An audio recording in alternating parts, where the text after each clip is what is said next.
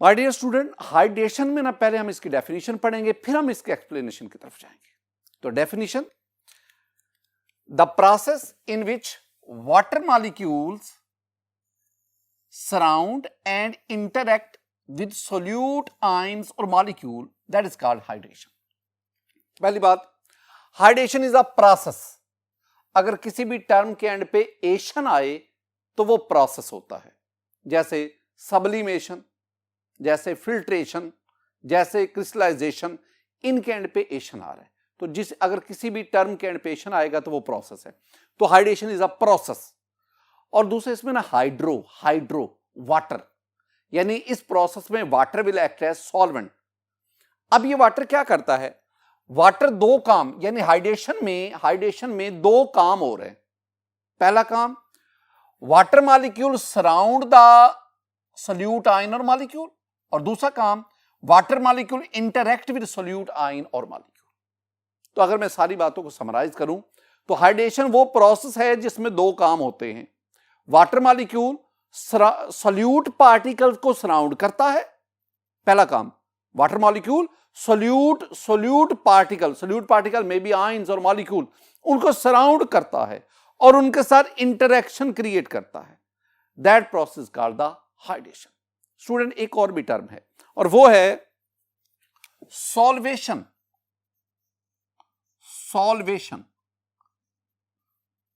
क्या दोनों में फर्क है? अगर आप वाटर की बजाय कोई और लिक्विड बतौर सॉल्वेंट ले लें और वो लिक्विड सोल्यूट पार्टिकल को सराउंड करे और उसके साथ इंटरेक्ट करे, तो that is called the solvation. एक और टर्म है और वो है हाइड्रेटेड आयंस या हाइड्रेटेड मॉलिक्यूल्स। स्टूडेंट, आप आयनिक सॉलिड लेते हैं, वो आयनिक सॉलिड वाटर में ऐड करते हैं। पहले वो आयोनाइज होगा, डिसोसिएट होगा और उसके आयंस बनेंगे, कैटाइन, एनाइन। अब इन कैटाइन एनाइन को वाटर मॉलिक्यूल सराउंड करके उसके साथ इंटरेक्शन क्रिएट करेंगे। वाटर मॉलिक्यूल सराउंड कर रहे हैं कैटाइन को, एनाइन को, तो वो जो कैटाइन और एनाइन है, they are called hydrated ions. Hydrated ion क्या होंगे? दे आर कैटाइन्स और anions from ionic solute. Explanation की तरफ बढ़ते हैं। हाइड्रेशन में मैंने कहा दो काम होते हैं। पहला काम सोल्यूट पार्टिकल को वाटर मॉलिक्यूल सराउंड करते हैं। लेकिन उससे पहले आप ना, माय डियर स्टूडेंट, आप एक आयनिक सॉलिड लेते हैं। आयनिक सॉलिड, सपोज आप सोडियम क्लोराइड लेते हैं। आप सोडियम क्लोराइड को वाटर में डिसॉल्व करते हैं। तो पहला काम क्या होगा? पहला काम है कि सोडियम क्लोराइड वाटर में जाकर ये डिसोसिएट होगा इनटू इट्स आयंस। हमारे पास ये आ जाएगा कैटाइन और ये हमारे पास आ जाएगा एनाइन। कैटाइन और एनाइन। अब वाटर मॉलिक्यूल इस कैटाइन को सराउंड करेंगे, वाटर मॉलिक्यूल एनाइन को सराउंड करेंगे। अब वाटर मॉलिक्यूल को देखें, this one is water molecule, OH and H. This one is the water molecule. Hydrogen has the partial positive, partial negative, and oxygen has the partial positive and oxygen है partial negative. अब होगा क्या? आपके पास जो cation है, ये cation है, suppose this one is sodium ion, cation. अब वाटर मॉलिक्यूल इसके साथ इंटरेक्शन क्रिएट करते हैं, सराउंड भी करेंगे। एक वाटर मॉलिक्यूल इधर आ गया, एक वाटर मॉलिक्यूल इधर आ गया। इस तरह सोडियम आयन को पार्शियल नेगेटिव, इस तरह सोडियम आयन को 6 वाटर मॉलिक्यूल सराउंड करते हैं, 6 वाटर मॉलिक्यूल सराउंड करते हैं। सराउंड करने के साथ मैंने 3 बना दिए, 3 खुद बना लीजिएगा। वाटर मॉलिक्यूल सोडियम आयन को सराउंड कर रहे हैं और इसके साथ इंटरेक्शन क्रिएट कर रहे हैं। अब वाटर में this one is partial positive and oxygen is the partial negative. इसका मतलब हुआ कि वाटर अपने नेगेटिव एंड के साथ इस कैटाइन के साथ इंटरेक्शन करता है। On the other hand this one is chloride ion, इसका साइज बड़ा है, क्लोराइड आयन। अब ये आपके पास वाटर मॉलिक्यूल है, ये वाटर का मॉलिक्यूल है, partial positive, partial negative, partial positive. Chloride ion पे नेगेटिव चार्ज है, ये एनाइन है। तो अब क्या करेगा, वाटर मॉलिक्यूल अपने पार्शियल पॉजिटिव एंड के साथ इसके साथ इंटरेक्शन करेगा। तो जिस तरह कैटाइन को वाटर मॉलिक्यूल ने सराउंड किया, उसके साथ इंटरेक्शन किया, इस तरह एनाइन को वाटर मॉलिक्यूल सराउंड करेंगे, उसके साथ इंटरेक्शन क्रिएट करेंगे, and this process is called hydration.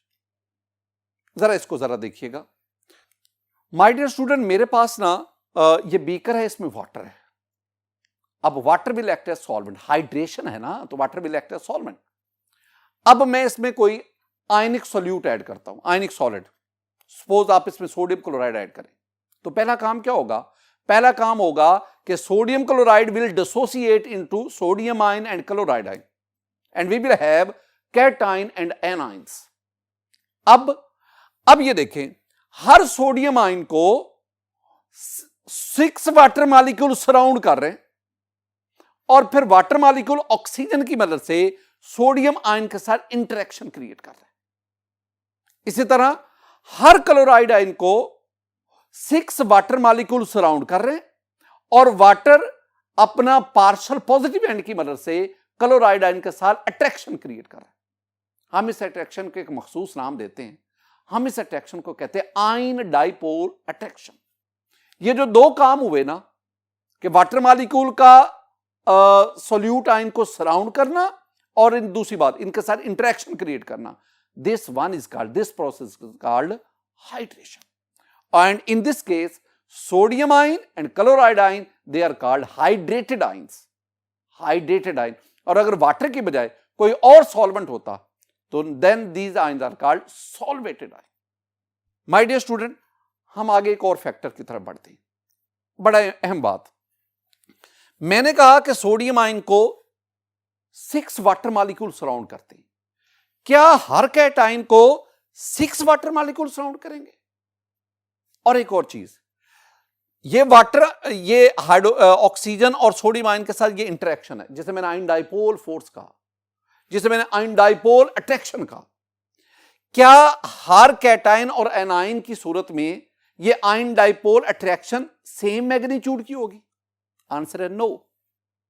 तो फिर कैसे पता चलेगा कि इस कैटाइन को कितने वाटर मॉलिक्यूल सराउंड कर रहे हैं और इसकी वाटर मॉलिक्यूल के साथ अट्रैक्शन कितनी स्ट्रांग है? सिर्फ एक लफ्ज, और वो है चार्ज डेंसिटी। तो इसका मतलब हुआ the charge density of ions ये डिसाइड करती है how many water molecule will surround the ion and the magnitude of attraction between ion and dipole. तो मैंने टर्म क्या बोली स्टूडेंट? मैंने टर्म बोली चार्ज डेंसिटी। चार्ज डेंसिटी ये बहुत काम की चीज है। सेकेंड ईयर में जाएंगे ना, तो पहले जो 3 चैप्टर है ना, उनमें बहुत सारे कॉन्सेप्ट चार्ज डेंसिटी की बेस पे एक्सप्लेन होते हैं। स्टूडेंट, चार्ज डेंसिटी क्या है? चार्ज डेंसिटी है charge over size, I mean charge to size ratio, charge to size ratio. मैं ये आपके पास ना, ये आपके पास सोडियम आयन है, ये Na+, ये आपके पास पोटाशियम आयन है K+। माय डियर स्टूडेंट, अब दोनों में देखें, दोनों पे चार्ज सेम है। सोडियम आयन पे चार्ज +1, पोटाशियम आयन पे charge +1। The magnitude of charge is same. लेकिन अगर आप साइज देखें तो सोडियम आयन का साइज छोटा है, पोटाशियम आयन का साइज बड़ा है। जिसका साइज कम होगा उसकी चार्ज डेंसिटी ज्यादा होगी, और जिसकी चार्ज डेंसिटी ज्यादा होगी उसको ज्यादा वाटर मॉलिक्यूल सराउंड करेंगे, और वाटर मॉलिक्यूल और उस आयन के दरमियान अट्रैक्शन स्ट्रांग होगी। और इस दौरान जो एनर्जी रिलीज होती है ना, इस अट्रैक्शन के नतीजे में जो एनर्जी रिलीज होती है, ये मैं आपको पीछे पढ़ा के आया हूं। That energy is called hydration energy. Hydration energy. Student, कई बातें यहां पे यकजा हो गई, तो हम फाइनली क्या कहेंगे? हम कहेंगे कि charge density is directly proportional to दो बातों के, number of water molecules surrounding the ions, or number 2, magnitude of attraction, और एक और भी चीज शामिल कर लें कि that is directly proportional to hydration energy, इसके भी डायरेक्टली प्रोपोर्शनल। हम आगे बढ़ते हैं स्टूडेंट, मेरे पास एक और टर्म आ गई, that is hydrate. Hydrates are the crystalline solid, crystalline compounds. Hydrates क्या होते हैं? हाइड्रेट्स हैं, these are the crystalline solids, these are crystalline solids which contain chemically combined water in definite proportion, which contain chemically combined water in definite proportion। मसलन मेरे पास ना student, मेरे पास है CuSO4 copper sulphate dot 5H2O, ये वाला जो है ना compound, this one called hydrate, ये एक हाइड्रेट है। कॉपर सल्फेट के साथ 5 वाटर मॉलिक्यूल केमिकली कंबाइंड है। 2 लफ्ज है कि वाटर जो है वो इसके साथ केमिकली कंबाइंड, और दूसरी बात इन अ डेफिनेट प्रोपोर्शन। ये नहीं कि 7 वाटर मॉलिक्यूल, 10 वाटर मॉलिक्यूल, 15 नहीं, कॉपर सल्फेट के साथ कितने वाटर मॉलिक्यूल केमिकली कंबाइन होंगे? 5। ये जो 5 तादाद है ये हमें बताती है इन अ डेफिनेट प्रोपोर्शन। अच्छा, ये हाइड्रेट्स बनते कैसे हैं? हाइड्रेट्स बड़ी आसानी से, आप ना किसी सॉल्युबल साल्ट का एक्वस सॉल्यूशन बना लें, फिर उसकी एवेपोरेशन करवाएं, एवेपोरेशन के नतीजे में बाकी जो आपके पास सॉलिड बच जाएगा दैट इज द हाइड्रेट। यानी they are found by evaporation of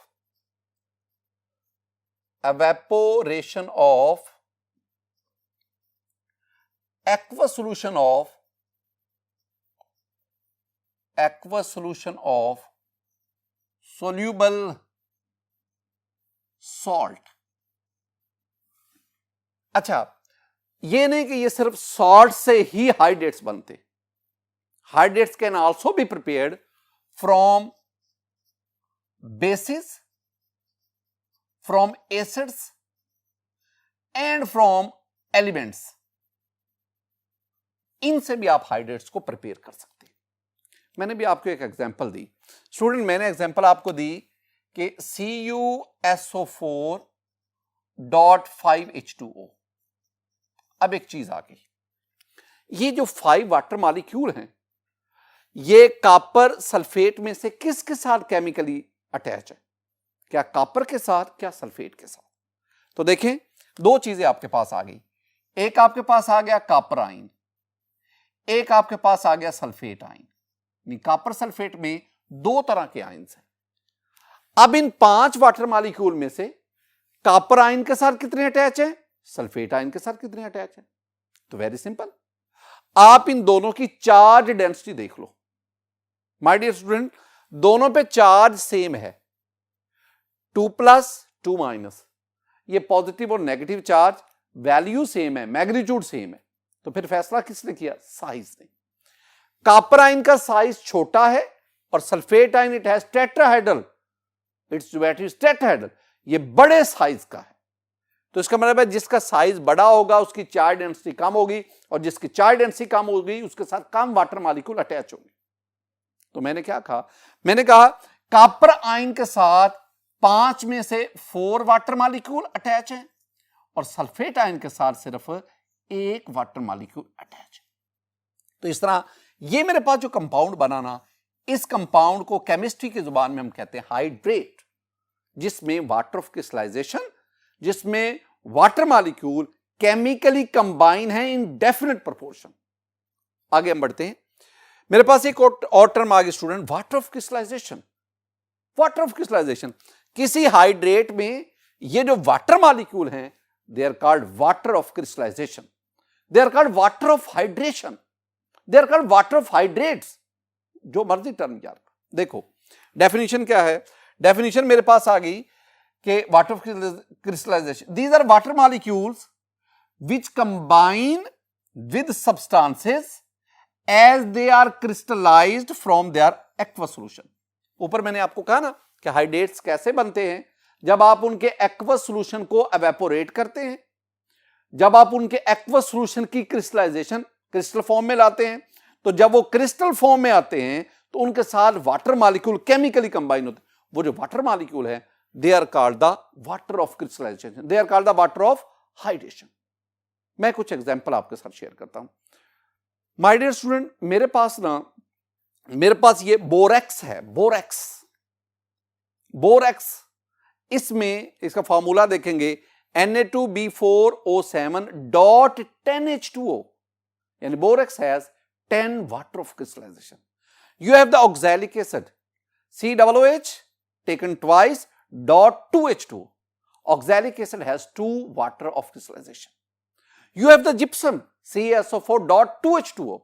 It has 2 water of crystallization. You have the Epsom salt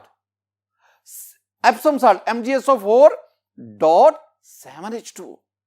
आपके पास ये sodium carbonate dot 10H2O, 10 water of crystallization. तो मैंने ये जो आपके साथ different these compounds are hydrates, और इनके साथ मैंने जो वाटर मॉलिक्यूल शो किए, they are called water of crystallization. Student, मैंने आपको ना बोरेक्स की एग्जांपल दी, बोरेक्स Na2B4O7.10H2O। मैंने आपको ऑक्सैलिक एसिड की बात की, oxalic acid, my dear student, COOH taken twice dot 2H2O। हमने बात की जिप्सम की, जिप्सम, और जिप्सम में you have CaSO4 dot 2H2O। We have the Epsom salt, and it is MgSO4 dot 7H2O and many more. My dear student, ये था हमारे पास water of crystallisation. हम आगे बढ़ते हैं, एक और टर्म डिस्कस करते हैं। स्टूडेंट, ये मेरे पास टर्म आ गई hydrolysis. Hydro water, lysis splitting, water की स्प्लिटिंग। ये तो मीनिंग आ गया ना, डेफिनेशन क्या होगी? देखो माय डियर स्टूडेंट, मेरे पास है hydrolysis, the interaction between salts and water is called hydrolytic reaction. यानी जब किसी सॉल्ट को वाटर में ऐड करते हैं तो जो रिएक्शन होता है that is called hydrolytic reaction. कौन सा reaction? The reaction between water and salt is called hydrolytic reaction, and this phenomenon is called hydrolysis. Phenomenon का मतलब होता है नेचुरल प्रोसेस, कुदरती अमल, जिसे हम ना मजहर कहते हैं, किसी चीज का इजहार। अच्छा, जो प्रोसेस होगा नेचुरल, उसे हम कहेंगे फिनोमिनन, और वो प्रोसेस जिसमें ह्यूमन इन्वॉल्वमेंट होगी दैट इज कॉल्ड प्रोसीजर। तो phenomenon, this one is a natural process and this phenomenon is called hydrolysis. Student, hydrolysis को समझाने के लिए ना मैं आपको सॉल्ट की वेरियस टाइप्स वो मैं आपके साथ शेयर करना चाहता हूं। We have 3 types of salt. The first one is the acidic salt, we have the basic salts. Student, we have the neutral salts. Neutral salts, बड़ी अहम बातें हम करने जा रहे हैं, बड़े इंपॉर्टेंट बेसिक कॉन्सेप्ट केमिस्ट्री के यहां डिस्कस हो। एसिडिक सॉल्ट्स क्या होते हैं? एसिडिक सॉल्ट, मैं 2 बातें करूंगा एसिडिक सॉल्ट के लिए। पहली मैं बात आपके सामने करता हूं एसिडिक सॉल्ट के लिए कि ऐसे सॉल्ट जो बनते हैं from strong acid plus weak base, the resulting salt are called acidic salts. Acidic salt, मतलब मेरे पास है ये NH4Cl, ammonium chloride, this one is an acidic salt. क्यों? ये 2 चीजों से बना, एक अमोनियम हाइड्रोक्साइड से और एक HCl से बना। अब ammonium hydroxide is a weak base and HCl is a strong acid, so this salt is a combination of strong acid and weak base, so this one is the acidic salt. Similarly, we have AlCl3 and we have CuSO4, this one is copper sulfate, ये भी दो चीजों से बना, copper hydroxide which is a weak base and sulphuric acid which is a strong acid. ये मेरे पास जो examples है ना, और इन जैसे और कई, दीज आर एसिडिक साल्ट। तो पहले मेरी बात मुकम्मल होगी। अब दूसरी तरफ आए स्टूडेंट, मेरे पास ये बीकर है, इसमें मेरे पास वाटर है, दिस वन इज वाटर। 2-3 बातें वाटर के बारे में। पहली बात, वाटर जो है ना माय डियर स्टूडेंट, वाटर की pH 7 है जो हम पढ़ रहे हैं। और दूसरी बात, वाटर में concentration of hydrogen ion is equal to concentration of hydroxide ion. ये 2 बातें ये वाटर के बारे में आपके जेहन में होनी चाहिए। And you know water is a neutral compound. हम कहते हैं इसकी pH 7 है, ये एक न्यूट्रल सब्सटेंस है। अब क्या करें, अब वाटर के अंदर ना कोई भी एसिडिक साल्ट डाल दें, अमोनियम क्लोराइड डाल दो, NH4Cl। जो ही ये वाटर में जाएगा, अब चेंजेस क्या आई, पहली बात, अब इस सॉल्यूशन की pH जो है ना, pH now it is less than 7, 7 से कम हो गई। दूसरा हमने देखा अब इसमें इस सॉल्यूशन में concentration of hydrogen ion is greater than concentration of hydroxide ion. पहले बराबर थे, अब हाइड्रोजन आयन की कंसंट्रेशन बढ़ गई। और तीसरी बात, ये दोनों बातें हमें क्या बता रही हैं, now the solution has become acidic. तो ऐसा सॉल्ट जो वाटर को एसिडिक कर दे, that salt is called acidic salt. ये थी 2 बातें जो मैं आगाज में आपके साथ शेयर करना चाह रहा हूं। ये 2 पॉइंट्स मैं आपको समझाना चाह रहा हूं। अब इनकी रीजन की तरफ आए। बात सिर्फ एक ही आपको समझानी, बात मैंने ये समझानी है कि इस सॉल्ट के ऐड करने से हाइड्रोजन आयन की कंसंट्रेशन बढ़ कैसे गई। इसमें पहले तो हाइड्रोजन आयन हाइड्रोक्साइड आयन बराबर थे, अब हाइड्रोजन आयन की कंसंट्रेशन इंक्रीज कैसे हुई, ये मैंने आपको बात समझानी। स्टूडेंट जरा देखें, मेरे पास इनमें से कोई अमोनियम क्लोराइड ले लें। जब मैं अमोनियम क्लोराइड को वाटर में ऐड करता हूं, वाटर में H2O, तो मेरे पास ये अमोनियम हाइड्रोक्साइड बना, साथ मेरे पास हाइड्रोजन आयन आए और साथ मेरे पास क्लोराइड आयन बना। स्टूडेंट, ये जो मैंने रिएक्शन लिखा ना, this is called hydrolytic reaction. ये वाला interaction between salt and water, salt water interaction हुआ, ये reaction, this one is called hydrolytic reaction and this phenomenon is called hydrolysis. काम की बातें आई। पहली बात, ये हाइड्रोलिटिक रिएक्शन है। दूसरी बात, my dear student, ammonium hydroxide is a weak base, और सॉल्यूशन के अंदर weak base that ionizes to limited extent, बहुत कम आयोनाइज होता है, ना होने के बराबर। इसका मतलब है कि अमोनियम हाइड्रोक्साइड अनडिसोसिएटेड फॉर्म में रहता है, यह आयोनाइज नहीं होता। हां, ये कहां से आया, ये कहां से आया, जरा गौर से।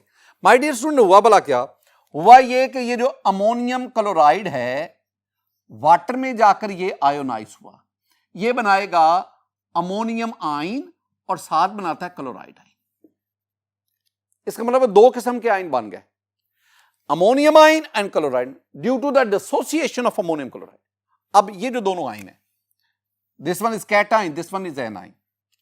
अब ये जो अमोनियम आयन है, अब ये वाटर मॉलिक्यूल को तोड़ देगा, यानी ये जो cationic part of this acidic salt का ये जो कैटायनिक पार्ट है, ये पानी के मॉलिक्यूल को तोड़ देगा। जब पानी का मॉलिक्यूल टूटता है ना, HOH, ये टूटा, आपके पास क्या बना, मेरे पास बना हाइड्रोजन आयन, मेरे पास बना हाइड्रोक्साइड आयन, ये 2 चीजें बनी। ये जो हाइड्रोक्साइड आयन है, ये अमोनियम आयन के साथ मिल गया। जब ये मिल जाएगा तो इसका मतलब है ये बन गया अमोनियम हाइड्रोक्साइड, और ये जो हाइड्रोजन आयन है ये सॉल्यूशन में चला जाएगा, और ये जो क्लोराइड आयन है ये भी सॉल्यूशन में है। ये दोनों आपस में मिलकर HCl क्यों नहीं बनाते बेटा जी? HCl is a strong acid, और सॉल्यूशन में HCl जो है वो डिसोसिएटेड आयोनाइज्ड फॉर्म में रहता है। आप जानते हैं स्ट्रॉन्ग एसिड और स्ट्रॉन्ग बेस सॉल्यूशन में आयोनाइज्ड फॉर्म में रहते हैं।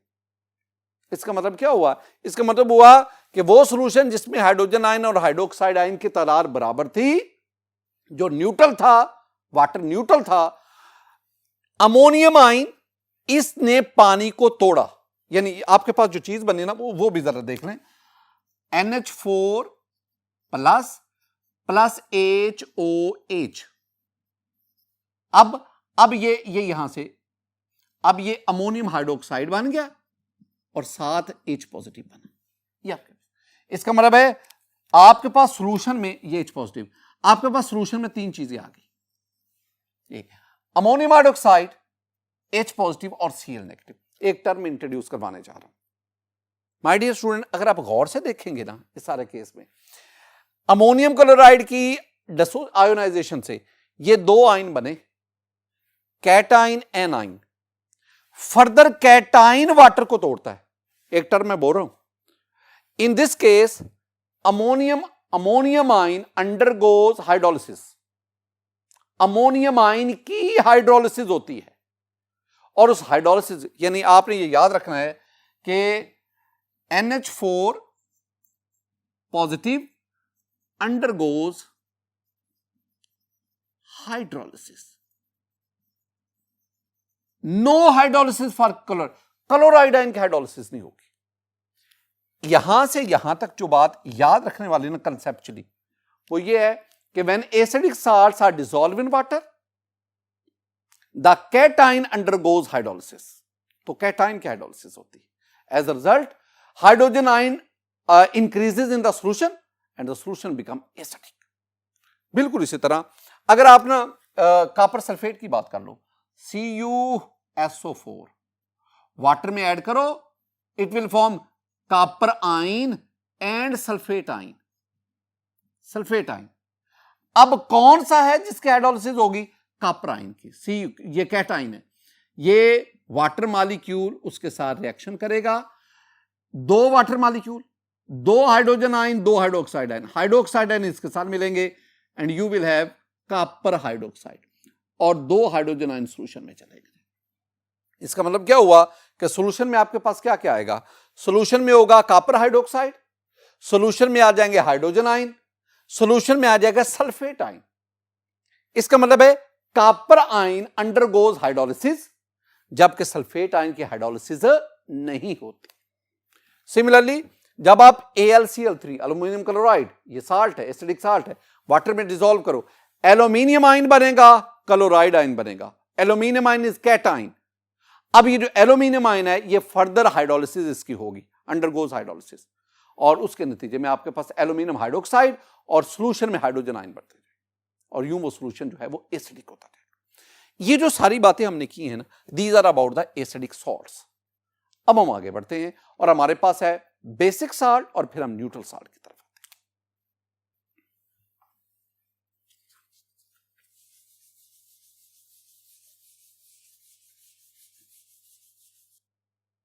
स्टूडेंट, एसिडिक सॉल्ट के बाद अब हम आते हैं बेसिक सॉल्ट की तरफ। तो बेसिक सॉल्ट में भी मैं वही दो बातें करूंगा जो मैंने एसिडिक सॉल्ट के शुरू में की थी। पहली बात कि ये जो मेरे पास बेसिक सॉल्ट्स है ना, they are found from strong base plus weak acid. जब स्ट्रॉन्ग बेस और वीक एसिड को मिलाएंगे you will get the basic salts. मैं इसके ना एग्जाम्पल की तरफ आता हूं। एग्जाम्पल में मेरे पास पहले ये एक बेसिक सॉल्ट है CH3COONA, this one is sodium acetate. ये सॉल्ट है, ये एक एसिड और एक बेस से बना। जो बेस था वो सोडियम हाइड्रोक्साइड था which is a strong base, और जो एसिड है वो एसिटिक एसिड है which is a weak acid. तो इसका मतलब हुआ this salt is a combination of strong base and weak acid. So this one is the basic salt. Similarly, you have Na2CO3, sodium carbonate. This one is also salt. Sodium hydroxide से बना और carbonic acid से बना। तो sodium hydroxide is a strong base while carbonic acid is a weak acid. Similarly, student, you have sodium Na3PO4, sodium phosphate. This sodium phosphate is also a basic salt because this one is a combination of sodium hydroxide, which is a strong base, and phosphoric acid, which is a weak acid. अब ये मेरे पास पहले definition के मुताबिक। दूसरी बात जो मैं आपके गोश गुजार करना चाहता हूं वो देखें स्टूडेंट, आपके पास ना ये बीकर है, बीकर में वाटर है। वही बातें मैंने जो एसिडिक सॉल्ट के बारे में की। वाटर जो है this one is a neutral compound. Water जो है इसकी pH 7 है और वाटर में concentration of hydrogen ion is equal to concentration of hydroxide ion. ये बात है। अब वाटर में इनमें से कोई एक सॉल्ट ऐड करें। सपोज मैं ऐड करता हूं सोडियम एसीटेट, ये मैंने वाटर में ऐड किया। अब मैं जरा इसको चेक करता हूं। अब इसकी जो pH है वो मोर देन 7 होगी, 7 से ज्यादा होगी। अब स्टूडेंट इसमें concentration of hydroxide that is greater than concentration of hydrogen ion. इसका मतलब क्या हुआ है? इसका मतलब हुआ कि हाइड्रोक्साइड आयन हाइड्रोजन आयन से बढ़ गए, और अगर pH 7 से बढ़ गई है, now this one is basic, this is basic solution. अब मेरा सवाल क्या है? मेरा सवाल वही है जो मैंने एसिडिक सॉल्यूशन के बारे में कहा। हाइड्रोक्साइड आयन की कंसंट्रेशन हाइड्रोजन आयन से कैसे बढ़ी? अब जरा इसमें देखें, मेरे पास सोडियम एसीटेट है CH3COONA। इसको मैं वाटर में ऐड करूंगा, it will ionize and give us CH3COO negative Na positive. My dear student, this acetate ion,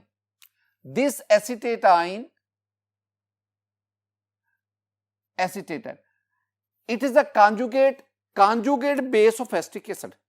एक आपने ना वो टर्म पढ़ी थी, conjugate acid base।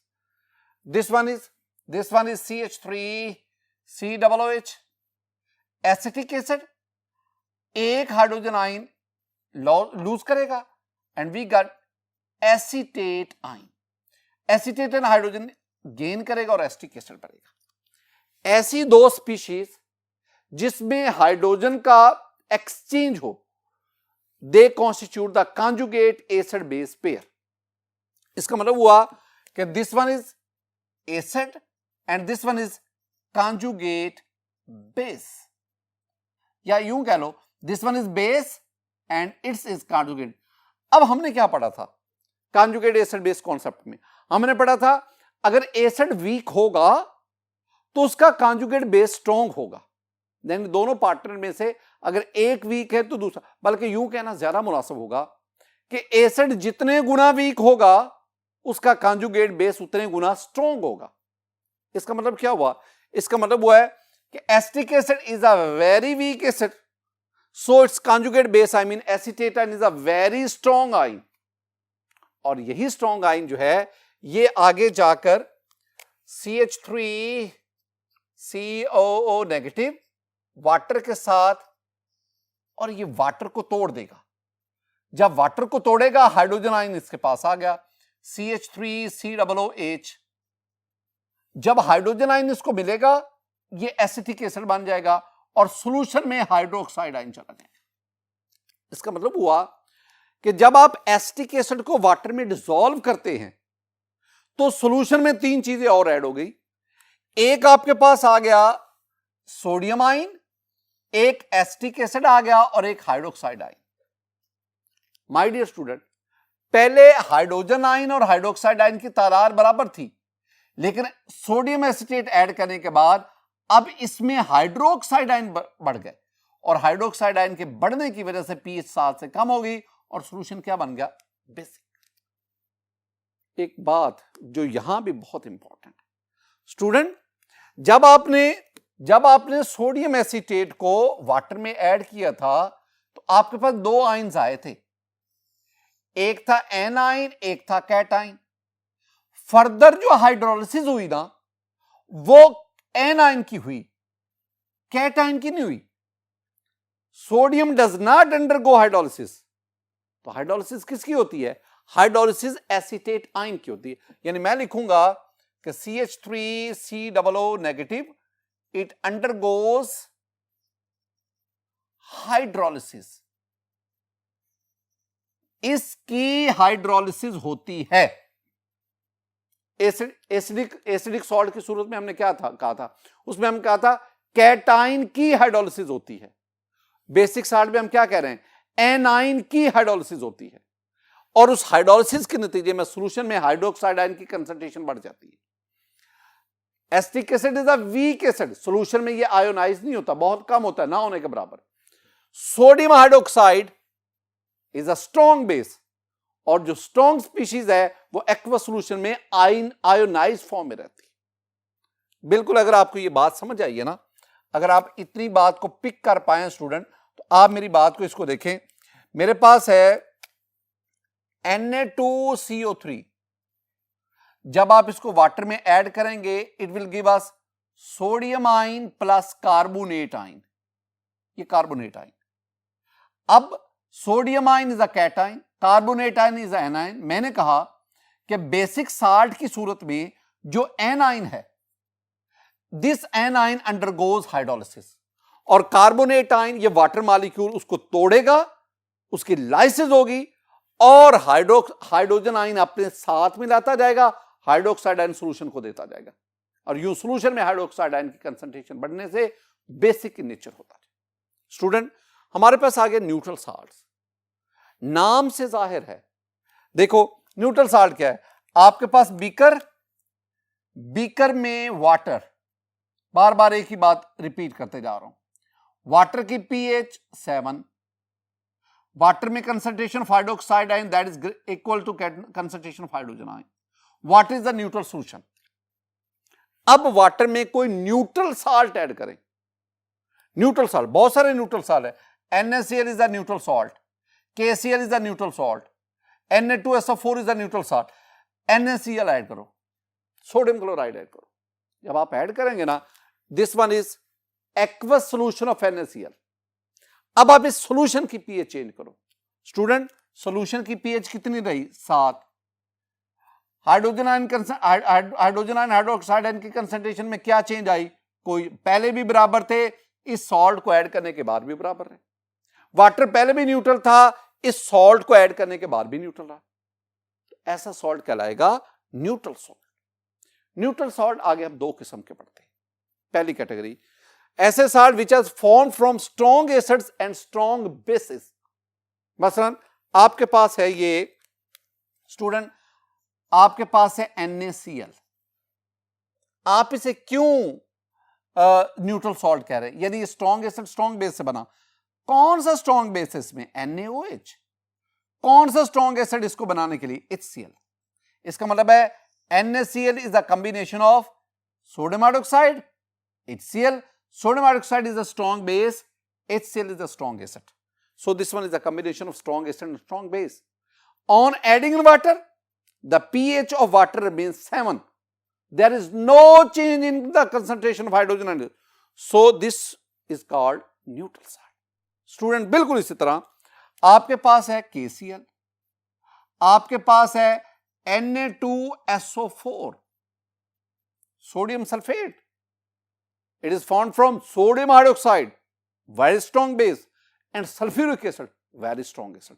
Similarly, you have the KBr, potassium bromide, and many more. All these are called neutral salt which are formed from strong base and strong acids. जरा एक और बात भी देखें स्टूडेंट, अब हम देखना चाहते हैं कि ये न्यूट्रल साल्ट, इनकी हाइड्रोलिसिस क्यों नहीं होती। देखो, acidic salt undergoes hydrolysis due to cationic part. Basic salt undergoes hydrolysis due to anionic part. But neutral salt, they do not undergo hydrolysis. कैसे? ये जरा देखो स्टूडेंट, मेरे पास ये है NaCl। जब ये आयोनाइज हुआ, it gives us the sodium ion and chloride ion. Both these ions are unable to hydrolyze.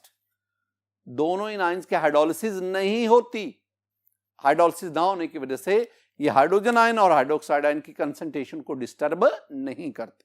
बिल्कुल इसी तरह अगर आप बात कर लें Na2SO4 ये आयोनाइज होगा, ये हमें देगा सोडियम आइंस और साथ होगा सल्फेट आइंस। अब ये दोनों आइंस भी, ये तो सोडियम आ गया, अनएबल टू अंडरगो हाइड्रोलिसिस, ये भी क्लोराइड आयन की तरह ये भी हाइड्रोलिसिस शो नहीं करता। क्यों नहीं करता, ये जरा ध्यान में रखना है कि ये जो क्लोराइड आयन है ना, HCl हाइड्रोजन आयन देगा, क्लोराइड बना, क्लोराइड आयन हाइड्रोजन आयन लेगा, HCl बना। इट मींस HCl और chloride ion both are conjugate acid base pair, और कॉन्जुगेट एसिड बेस पेयर में अगर एक पार्टनर स्ट्रॉन्ग होगा तो दूसरा वीक होगा। HCl is a strong acid, so chloride ion is a weak conjugate base.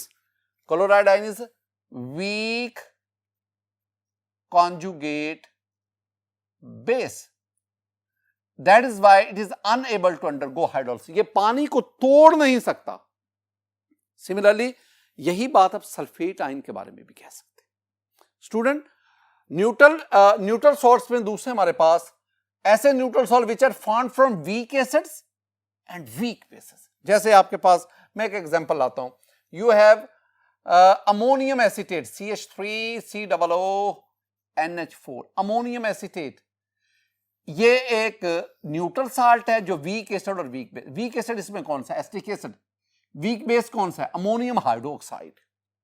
Student, इसके बारे में एक बात याद रखनी है, जब हम ऐसे सॉल्ट्स को वाटर में ऐड करते हैं ना, वाटर में, तो सॉल्यूशन की पीएच जो है ना वो 7 से कम भी हो सकती है, 7 से बढ़ भी सकती है।